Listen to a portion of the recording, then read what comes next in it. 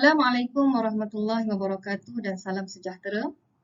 Hari ini kita akan sambung topik berikutnya iaitu falsafah dalam kehidupan.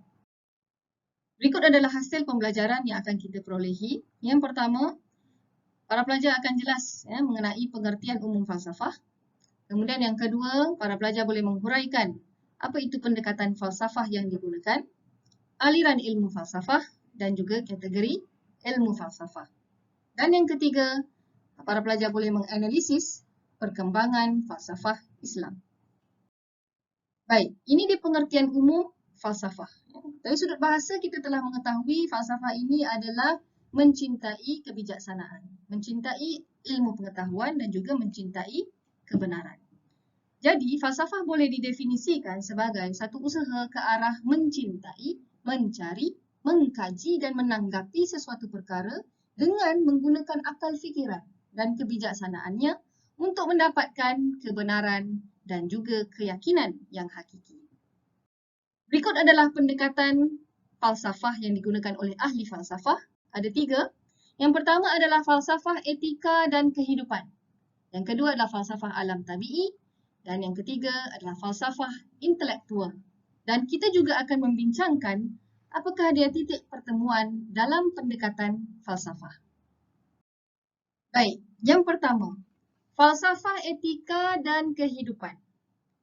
Perkembangan ilmu falsafah yang tersusun secara sistematik bermula dalam tamadun Yunani yang dipelopori oleh 3 orang tokoh yang terkenal, iaitu Socrates, Plato dan juga Aristotle. Jadi di peringkat awal, ahli-ahli falsafah menggunakan pendekatan etika dan kehidupan yang berasaskan fahaman keagamaan. Jadi falsafah ini telah wujud sebenarnya lebih awal di tempat lain seperti di India dan di China. Namun falsafah Yunani diiktiraf sebagai falsafah pertama kerana bersifat tersusun dan sistematik. Antara topik-topik yang dibincangkan adalah apakah erti kebahagiaan yang sebenar. Ini antara topik-topik yang hangat dibincangkan.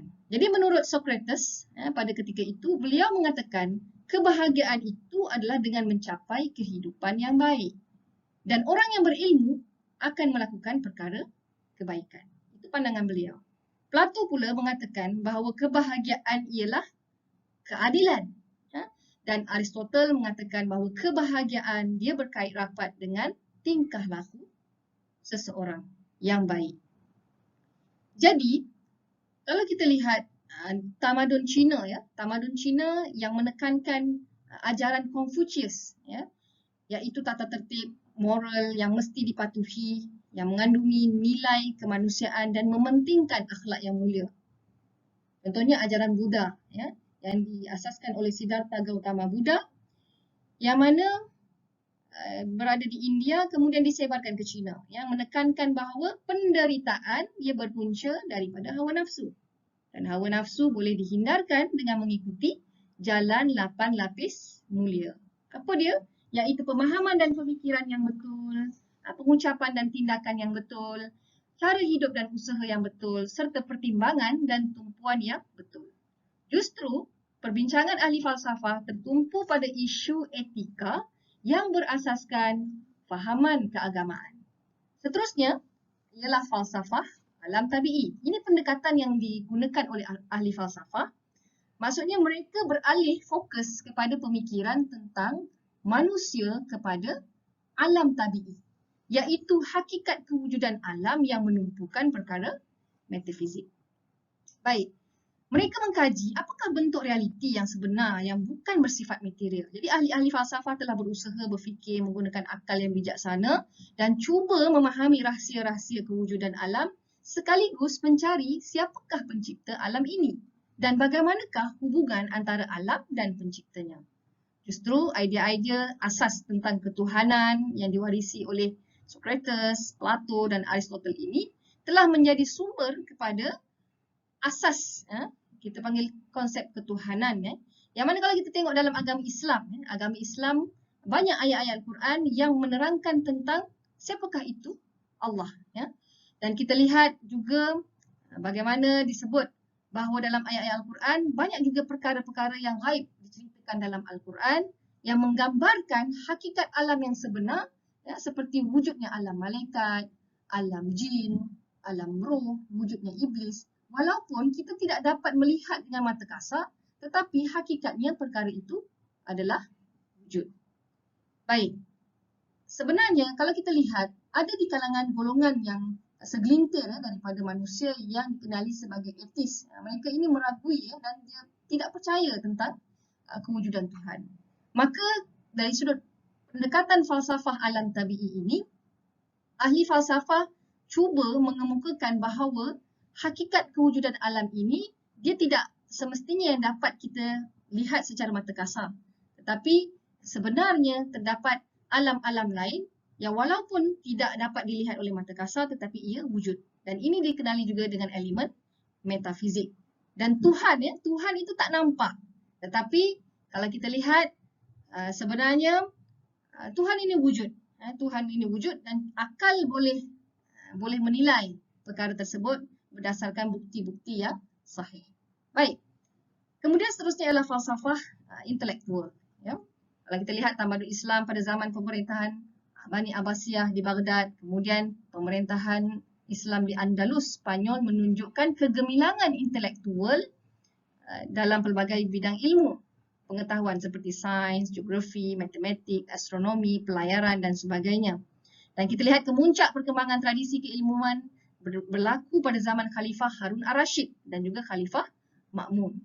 Yang mana usaha mengumpulkan koleksi segala ilmu dan menggerakkan aktiviti penterjemahan ilmu dilakukan melalui perpustakaan terulung Bait Al-Hikmah. Apa yang menarik, kalau kita lihat pengarah Bait Al-Hikmah yang pertama adalah Hunain Ibnu Ishaq. Siapakah dia?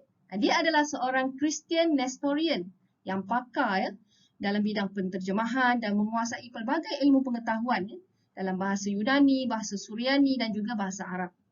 Beliau menterjemahkan banyak karangan-karangan falsafah seperti Plato, Republik dan juga Aristotle yang berjudul Organon. Jadi kalau kita lihat pada ketika itu, kehebatan Hunain Ibnu Ishaq ini amat mengagumkan dan sumbangannya amat besar dalam tamadun kegemilangan Islam. Justru kita lihat ilmu-ilmu dalam tamadun Yunani telah disaring dan diterjemahkan ke dalam pelbagai bahasa, kemudian intipati ilmu tersebut disepadukan dengan sumber wahyu. Lahirlah juga tokoh-tokoh yang hebat seperti Ibnu Sina dalam bidang perubatan, Al-Khawarizmi dalam bidang matematik, Ibnu Haytham dalam bidang fizik dan optik, Ibnu Rushd dalam bidang falsafah, logik dan juga astronomi. Menyebabkan aliran perkembangan ilmu ini berkembang ke Eropah. Yang mana Eropah pada ketika itu berada di zaman gelap. Dan berlakulah di Eropah kita panggil zaman Renaissance dan juga zaman Enlightenment yang memberikan sumbangan yang besar terhadap Eropah. Baik, kita lihat apakah dia titik pertemuan dalam pendekatan falsafah.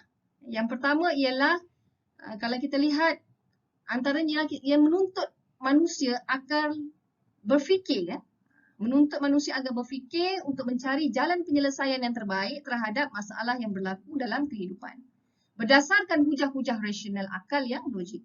Seterusnya, apakah dia titik persamaan yang lain iaitu mencari kebenaran sesuatu fakta dan untuk meningkatkan tahap ilmu pengetahuan dan tahap kematangan bagi mencapai kebahagiaan dalam kehidupan. Baik, kita lihat aliran ilmu falsafah.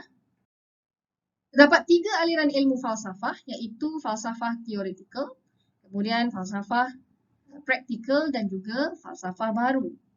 Kalau kita lihat falsafah teoretikal ini ialah ilmu-ilmu yang berbentuk teori yang merujuk kepada konsep asas ilmu dan bidang-bidang ilmu tertentu dan persoalan asas dalam kehidupan tentang kewujudan Tuhan dan juga alam seperti ilmu metafizik, logik dan juga matematik dalam bentuk teori.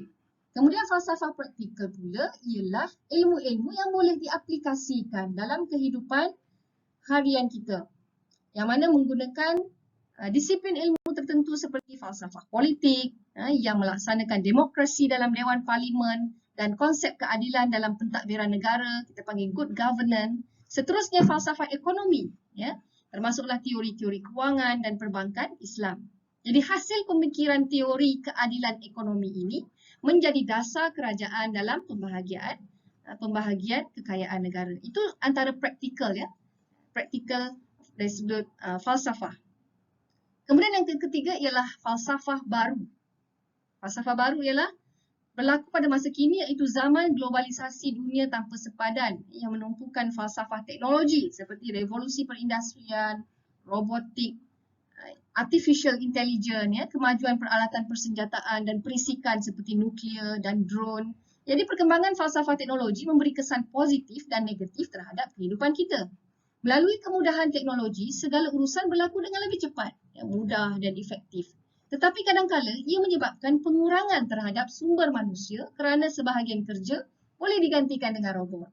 Jadi kecanggihan teknologi juga memberikan ancaman yang berbahaya terhadap kehidupan.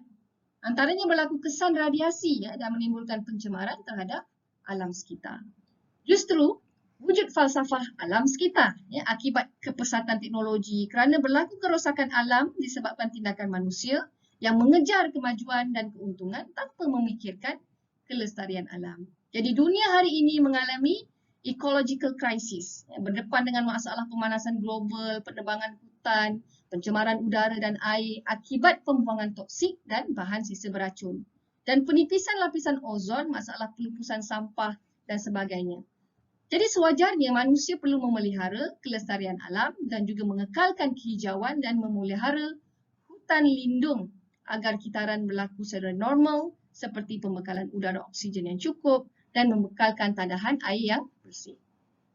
Dan kita lihat ya, falsafah timur ya. Falsafah timur ini adalah persaingan yang sehat terhadap falsafah barat, dan kemunculannya kita tengok melibatkan perdagangan dan kuasa ekonomi dunia yang baru. Di negara-negara di Asia yang di sebelah timur seperti China, Jepun dan Korea menjadi saingan terbaru terhadap Amerika Syarikat dan juga Eropah yang sebelum ini dominan sebagai kuasa ekonomi dunia. Dan negara-negara tersebut boleh berjaya mencipta inovasi-inovasi baru seperti alat komunikasi, peralatan elektrik dan juga pelbagai kenderaan yang membekalkan barangan dagangan ke seluruh dunia. Ini adalah falsafah dalam bentuk baru. Baik, kita pergi kepada pembahagian ilmu falsafah. Yang pertama adalah ontologi. Adalah teori kewujudan yang mengandungi 4 elemen iaitu metafizik, ilmu kosmologi, ilmu bersifat material dalam pelbagai bidang kepakaran dan juga ilmu bersifat kemanusiaan. Baik, metafizik ini adalah perkara yang tidak dapat dilihat oleh panca indera manusia. Namun hakikatnya wujud secara mutlak seperti kewujudan Tuhan, begitu juga kewujudan alam malaikat, alam jin, roh, iblis, syurga, neraka. Dia tidak nampak tetapi hakikatnya dia wujud. Kemudian kosmologi pula adalah perbahasan berkait kosmos yang berkait rapat dengan bidang astronomi iaitu alam dunia dan alam semesta yang boleh dilihat oleh panca indera dan bertepatan dengan teori-teori sains dan logik seperti pertukaran siang dan malam yang silih berganti. Jadi kosmologi ini adalah secara saintifik yang boleh kita lihat dengan mata kasar. Kemudian kita lihat matematik dan juga kemanusiaan ini juga wujud untuk sebagai timbang balas secara seimbang. Sifat-sifat kemanusiaan juga penting dalam kehidupan kita nilai-nilai kemanusiaan kejujuran, kasih sayang yang mana berkait rapat dengan emosi. Baik. Dari sudut yang kedua ialah epistemologi. Epistemologi iaitu kajian tentang ilmu pengetahuan termasuklah konsep asas, matlamat, sumber dan ciri-ciri sesuatu ilmu pengetahuan. Dan ilmu pengetahuan adalah asas kepada kemajuan, maka kesedaran terhadap pembudayaan ilmu dalam masyarakat amat penting seperti menggalakkan tabiat membaca dan minat terhadap majlis ilmu perlu dipupuk sejak dari peringkat kanak-kanak dan perlulah berterusan kerana dengan membaca akal mampu mencerap ilmu pengetahuan. Kemudian menghidupkan budaya, mengkaji dan meneroka ilmu pengetahuan dalam kalangan golongan terpelajar dan cendekiawan untuk menghasilkan inovasi-inovasi baru yang bermanfaat untuk kehidupan manusia. Dan akhir sekali ialah aksiologi, iaitu perbahasan berkait dengan pengajaran dan nilai-nilai yang baik dalam kehidupan Dan manusia menggunakan logik akal untuk menilai sesuatu perkara dan menghasilkan tingkah laku dan tindakan yang betul. Dan nilai-nilai yang baik boleh diserapkan sebagai etika, iaitu peraturan hidup dan garis panduan yang perlu dipatuhi oleh manusia. Dan perkara nilai ini sangat penting ya terhadap kehidupan kita.